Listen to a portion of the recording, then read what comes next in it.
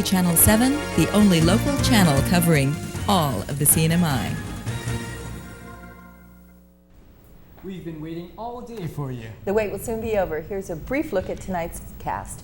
Attorney Ted Mitchell pleads not guilty in court today to aggravated assault for injuries inflicted to James Grizzard. And Rota Sinapalo 2 residents will soon be able to see the light and taste the water. Utility services are being installed this week. And the Liberation Day festivities may be over, but financial problems still exist. The committee needs more money and more news. Next. Stay with us.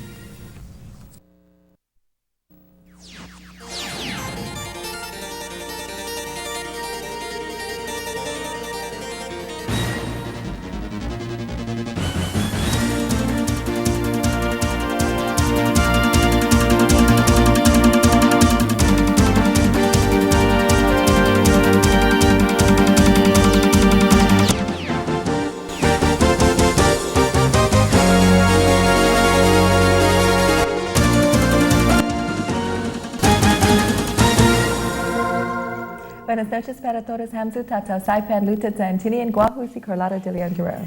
Good evening and welcome to the Thursday cast of KMCV News. I'm Glenn Wakai. We'll have weather and sports in just a few minutes. But first, topping our cast this evening. Local attorney found himself on the other side of the law today, appearing in Superior Court as a defendant.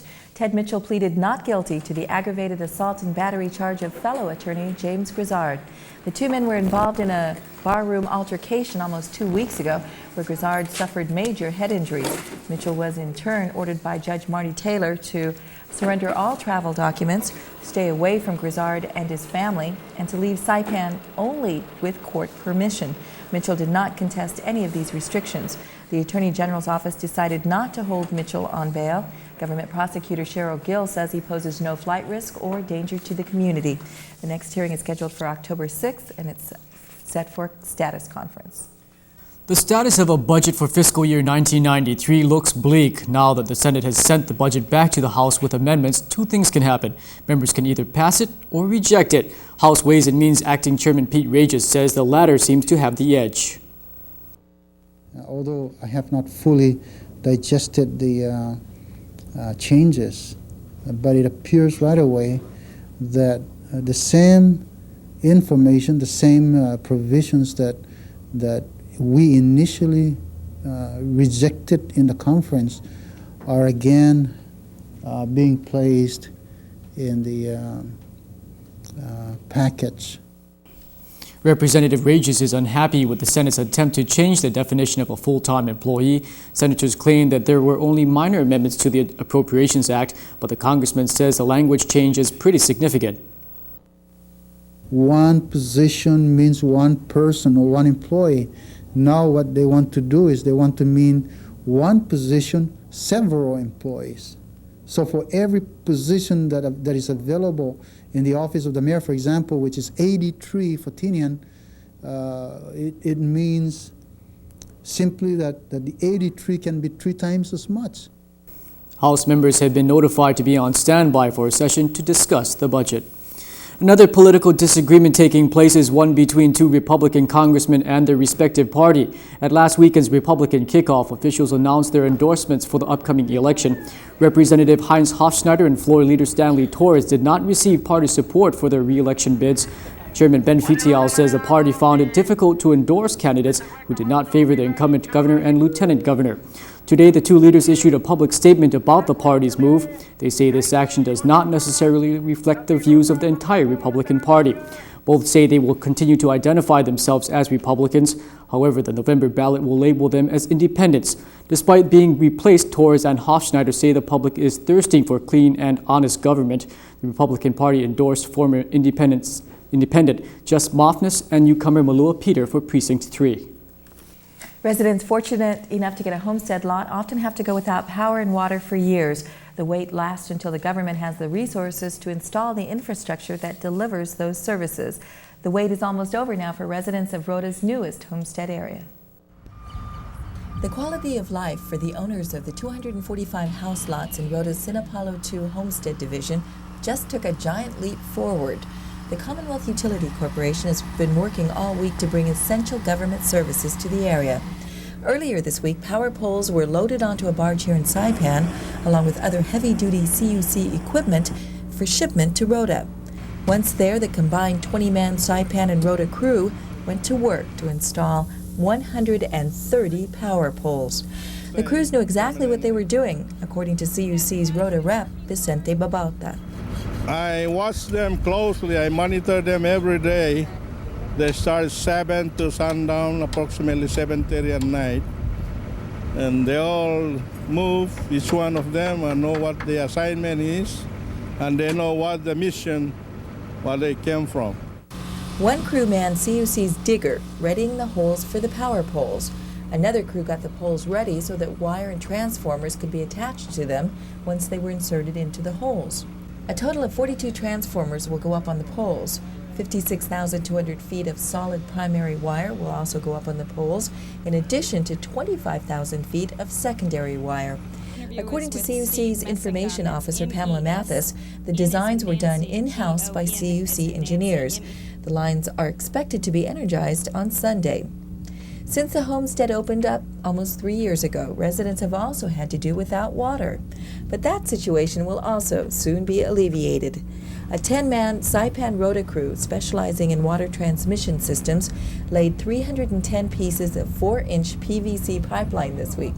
Both water and power systems were designed in half circles. According to CUC engineers, if part of the systems are damaged for any reason, then only that part of the system will go down, thus minimizing customer downtime. Several Sinapalo 2 residents talked with us about the project and the impact it will have on their day-to-day lives. The most important thing on my situation right now is the water, and I believe the water will be coming out very soon, as well as the power. So it's not gonna really bother me anymore of thinking of what to do next, buy generators or anything like that. I'm just waiting for the right time now. I just put up my weatherhead and the line will go in there. I'm impressed with this thing. You know, I'm feeling really good now because the water is coming in pretty soon and plus the power. So I don't have to buy gas anymore, just, pay. Imagine every day you get ice for ice water, ice for cooling your meat and everything. Plus you get gas every day, plus your car going down to the village to work. It's hard, but it's good. But I'm happy about this thing now. I hope it gets here very fast. The Sinapalo 2 combined power and water project should be completed within 2 weeks. It's unfair to hold Tinian and Rota responsible for the mistakes Saipan has made. That's the message sent 9 days ago to Congressman George Miller by Juanita Mendiola, the acting president of the Tinian Chamber of Commerce. Miller was instrumental in seeing that the $120 million 702 agreement was not included in the federal budget. Mendiola writes that Tinian's share of the 702 would have gone towards construction of a sewer system, a new hospital, and new schools. She pointed out that the problems Miller has with the Commonwealth exist only on Saipan, and she says she has no fear that those problems will not be duplicated on Tinian. Mendiola reminded Miller that the U.S.'s need for Tinian was instrumental in the formation of the Commonwealth in the first place. She goes on to say that if the funding for Tinian is eliminated, a strong possibility exists that the people of Tinian will insist on the return of the leased military lands. We hope to have more on this story on tomorrow night's newscast. The Department of Public Works once-year soda cans will tell you why when we come back. And a suspect arrested for ice last week violates terms of his conditions.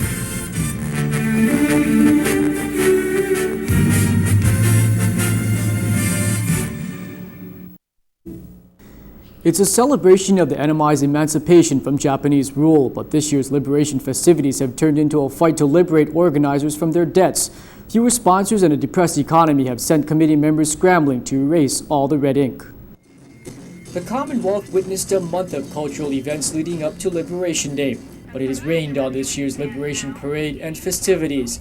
The money just hasn't been rolling in. Last year, over $300,000 was raised. Liberation Committee Vice Chairman John Tautfes says this year only $100,000 has been collected. We're about $30,000 short from being able to clear our books for this year's event. It doesn't rest on just one factor, it rests on several factors, and primarily I believe that it's the economy, the shortfall or the downturn of the economy, and we didn't get by far as much donation money or contribution money as we did in the past. A majority of revenues are raised from candidate contributions. The combined efforts of this year's 5 candidates only amounted to $55,000. Wanenberg says that total was less than what last year's second-place finisher turned in by herself. And it's difficult to run a major event like this is, the biggest event in the CNMI, when you don't know what your revenue is going to be. So it's a difficult way to have to plan an event. We operated on a very conservative budget, and we looked at our local people and our local resources, and we worked with what we had.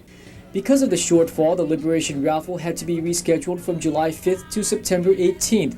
The Liberation Day Committee is asking people to purchase raffle tickets or to make donations. We're asking for people to be generous based on what we have done. Contributions can be made to Manny Wanenberg at the Community and Cultural Affairs Office or to John Tautfest at the Personnel Office. In court news, the former head of Rota's immigration office is ordered to stand trial early next year. Ramon Sablan faces several counts related to his alleged misconduct while in public office. A female alien worker has accused him of withholding her travel documents in exchange for sex. Sablan also faces theft charges for supposedly taking money from 2 workers who wanted to extend their wives' visas. The trial is scheduled to start on January 20th. And one of the 7 men arrested in last month's ICE bust is not contesting the charge that he violated one of his release conditions. Felino Guevara was released to the Philippine consulate shortly after he and other members of an alleged drug ring were arrested. Under the custody of that office, Guevara could not leave the building unless he was going to the hospital, the courthouse, or to his attorney's office. Police caught him Friday evening behind duty-free shoppers in Garapan. Guevara will be appearing in court again on Monday for a preliminary hearing. The Philippine consulate has sent an apology to the court for Guevara's release violation. Meanwhile, his wife Zenia, who is charged with being the source of the drug ring's ICE, was scheduled to enter a plea today, but she has not been appointed an attorney and therefore could not be arraigned. Zenia is set to appear in court again on Monday with her husband. And former Department of Public Works Director Nick Sablan has failed to appear in Superior Court for a second time. His trial for the assault and battery of a Philippine national last year was to start today, but since Sablan pleaded guilty earlier this year to threatening Superior Court Judge Alex Castro, he has been banned by U.S. District Court Judge Alex Munson from being in the Commonwealth for the next 2 years. Assistant Attorney General Jack Wardoff, however, argued that the court does not allow Sablan to enter the NMI for court. It does allow him to appear in court for his court appearances. Judge Marty Taylor granted Wardoff's request to issue a $5,000 bench warrant. This gives the police the authority to arrest Sablan as soon as they see him in the Commonwealth and hold him until his next court appearance. The trial has been put off until September 16th. If you own a gun, then the Department of Public Safety wants to make sure you filled out all the paperwork. The Criminal Records and Firearms section is reviewing firearm registration files to identify people with expired ID permits. According to a news release from DPS Director Greg Camacho, CNMI law forbids anyone from acquiring, possessing, or using a firearm, ammunition, or dangerous devices unless that person first receives a firearms identification card from DPS. If the registered owner of the gun has passed away, then the family must still register the gun. It's against the law in the Commonwealth for anyone other than law enforcement officers to possess a handgun. Ownership of a rifle is not against the CNMI law. And born again garbage. That's the idea behind the Department of Public Works project. Residents are being asked to recycle aluminum cans. The effort is aimed at curbing the amount of trash littering the CNMI and being burned at the Puerto Rico dump. This is a sign of the times.